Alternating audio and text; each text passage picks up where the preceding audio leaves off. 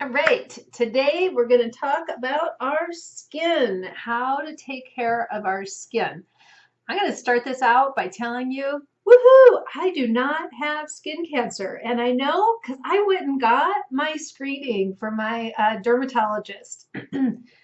I've had many, many years as a lifeguard and a swim teacher, not taking great care of my skin. And so I kind of felt like, it's just a matter of time for me.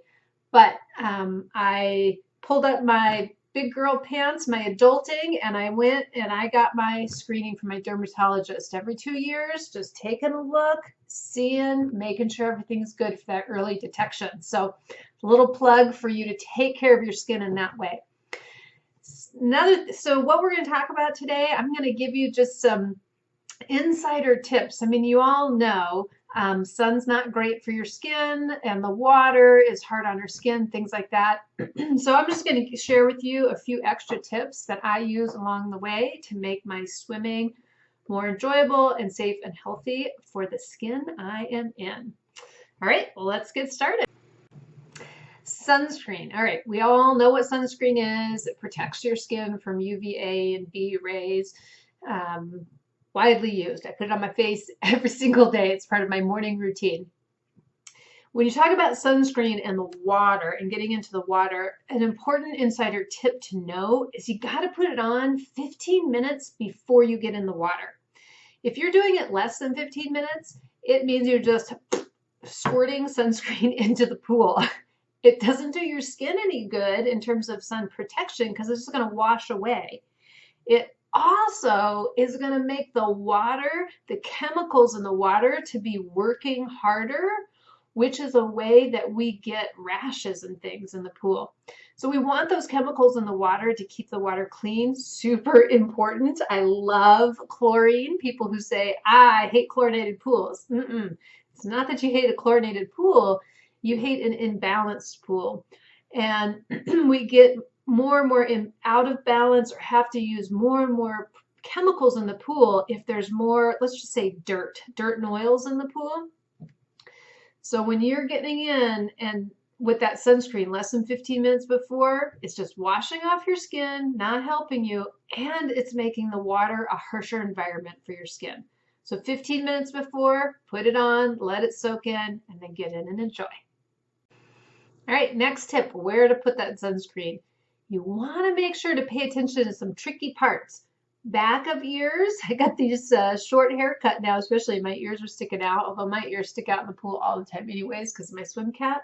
But back of the neck, if you're doing something like snorkeling, face down swimming, you got to take care of all that backside stuff. Back of your knees, for women, right around, I know my hip area, right around where my swimsuit and my thigh hit, it's particularly vulnerable there for some reason. I don't know how the sun attracts to the color of my swimsuit or whatever it is, but that is a common place. I'll get a burn right along that strip there.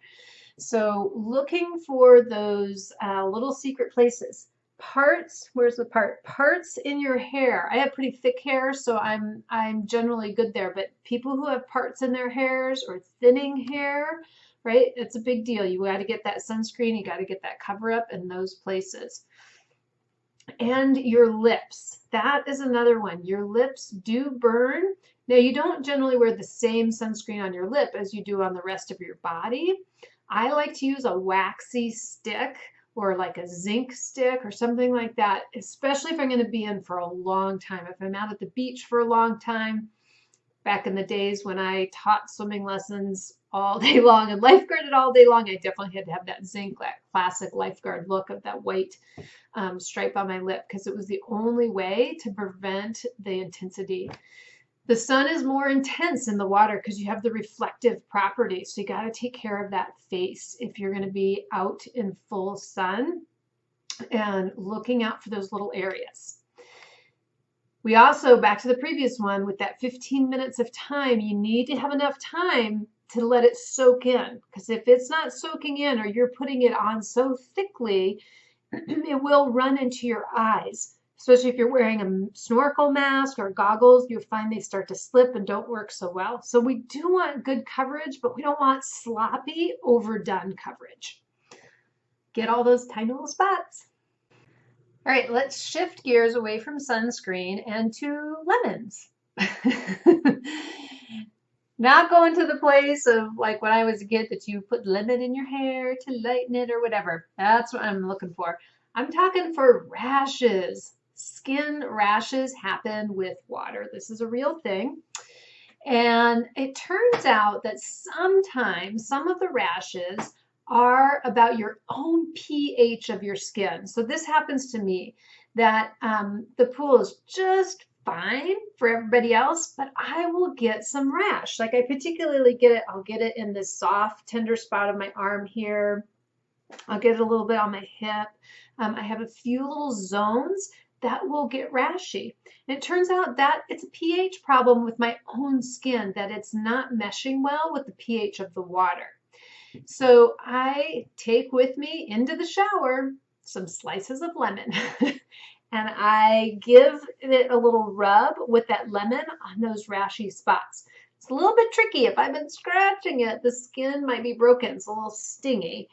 But the if I catch it early when I know it's just a little bumpy, I can use that lemon and it helps change the pH of your skin and helps calm that rash and prevent that rash. I don't know what all the technical part is about it. What I do know is that it works. That smells nice. Now, another time people get rash is when you're in open water. Now, I know for us here in Seattle area, we have kind of a goose problem sometimes, or a goose poop problem. And this can cause a rash on your skin. The nice thing to know is that for the goose poop and for a myriad of other rashes that could kind of occur after swimming in open water is you want to towel dry off. So instead of going in and enjoying the water and then getting out and laying in the sun and sun drying off, I always recommend after coming out of the water is to towel dry.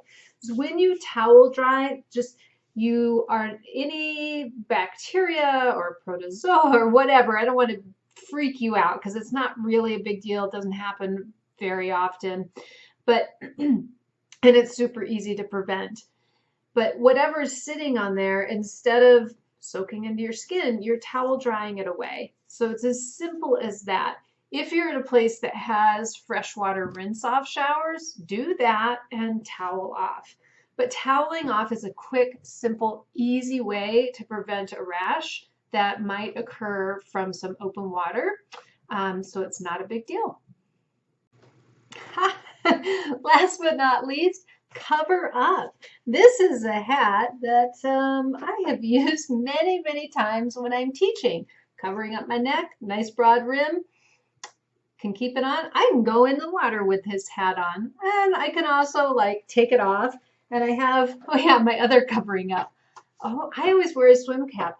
It's not just for my hair, but like the guy in the picture here, it's for knot hair. It keeps you covered up and protected.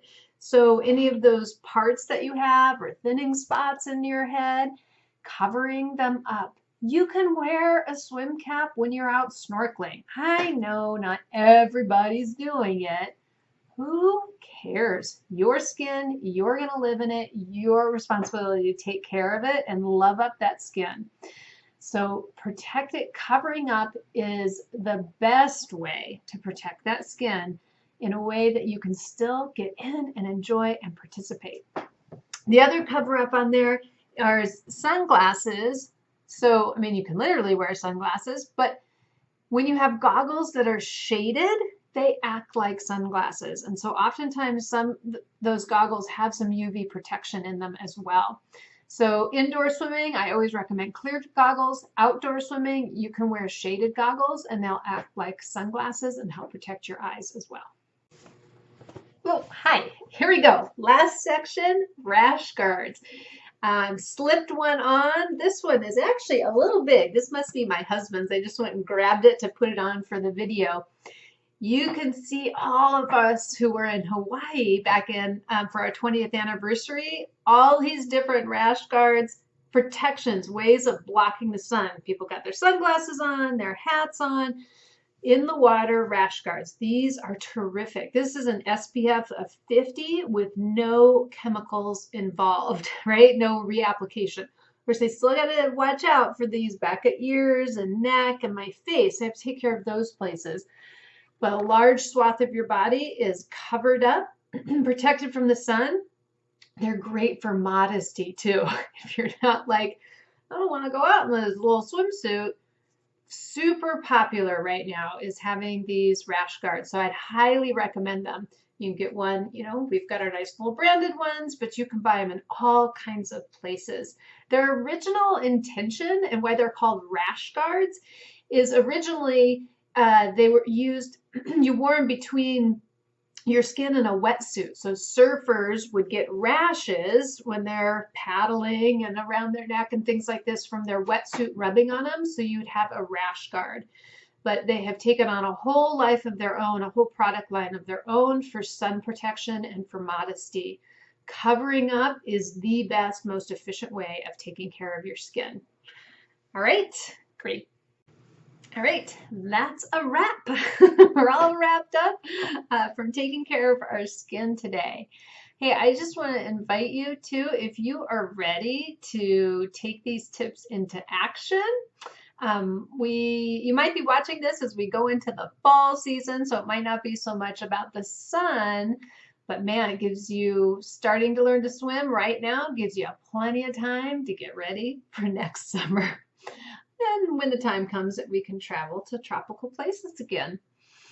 I also want to make an invitation in case you missed it in the last video.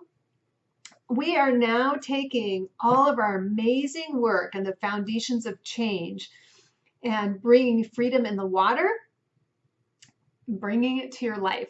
So I am now doing life coaching to help people bring that foundation of change into other areas of your life. So your relationships, your business, your things, your internal things that you've wanted to do, feeling better. You have basically a good life, but gnawing away at something. I just want to feel better. So these tools that we use in the pool, it is just how life works. So we can meet you out in life and take you back to the pool if you want to go there. Or if we've met you at the pool and you want to apply it to your life, let us know. Jump on in, give us a shout out, and we'll happy to connect you and get you started. It's an exciting new adventure for us, for me, and I really look forward to having that adventure with you. It is all about bringing that joy and freedom into all areas of your life. All right, we'll see you in email or at next week's video.